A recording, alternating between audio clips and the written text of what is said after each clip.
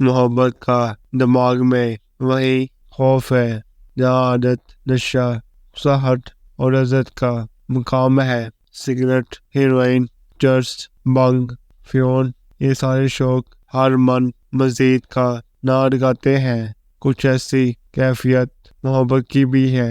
ये आखिरी बार मिल लो, आखिरी बार देख लो, बस यही आखिरी लफ्ज होगा।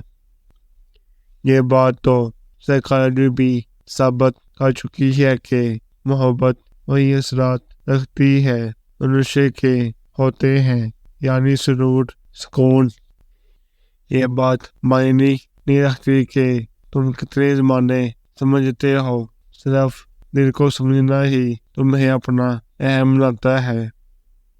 इंसान को दो तरह के सुकून की ज़रूरत होती है, ज़हनी सुकून, जिस्मानी सुकून। जबकि हमारी सारी जिंदगी जिस्मानी सुकून के असूल की खातिर भाग दौड़ में गुजर जाती है।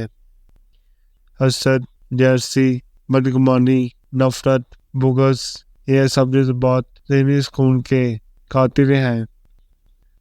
मोहब्बत किसी रुकावट को नहीं पहचानती, रुकावटों को फांगती है, बार को फांगती है। अभी मंजिल तक पहुंचने के लिए दीवारों में घुस जाती है। मोहब्बत उम्मीद से बड़ी होती है, खामोशी में राहत है और लफ्ज़ों का सफ़र इंसान को थका देता है।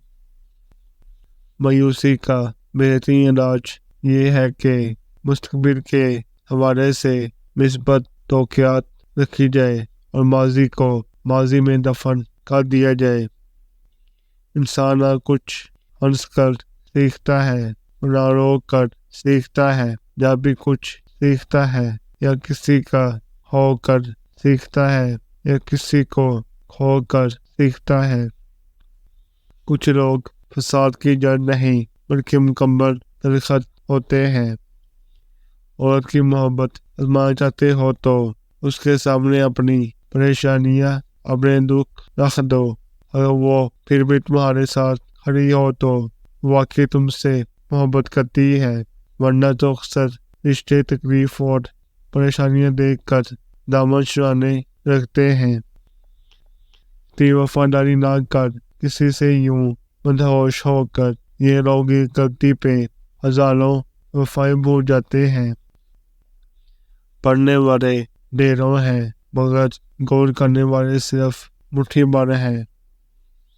सबसे बेहतरीन तोहफा है जो मर्द औरत को देता है वो इसका वक़्त, उसकी तवज्जो और उसका प्यार। एक औरत राज को नहीं छुपा सकती बल्कि उससे छुपाने के लिए दूसरे को दे देती है। वो औरत जो तुमसे आंखें मिला कर तुम्हारी जिद टाल दे, वही औरत तुम्हें पूरी जिंदगी संभाल सकती है। तुम्हें ये बात जान लेनी चाहिए कि चाहे आपके दिल के कितने टुकड़े हो जाए, दुनिया इसको जोड़ने के लिए नहीं रुकेगी। मता ज्ञान को अपना समझना कोई अनोखी बात नहीं, ये तो मोहब्बत का वतीरा है, इश्क की राह पर पहला कदम है। हर बात का ऐसा मख्फी मफ़हूम जरूर होना चाहिए जो पढ़ने वाला उसे सोचे और ढूंढने की कोशिश करे। एक जाहिल समाज में शऊर रखना नाकाबिल माफ़ी जुर्म है। मोहब्बत को अल्फाज में नहीं अंदाज और लहजों में तलाश करें। अल्फाज तो नाफिकीन के भी बहुत मीठे होते हैं। सिर्फ हाथ ही नहीं अल्फाज भी सहारा बनते हैं। जहाँ हाथ ना पकड़ सके वहाँ लफ्ज़ों से थाम लिया करें।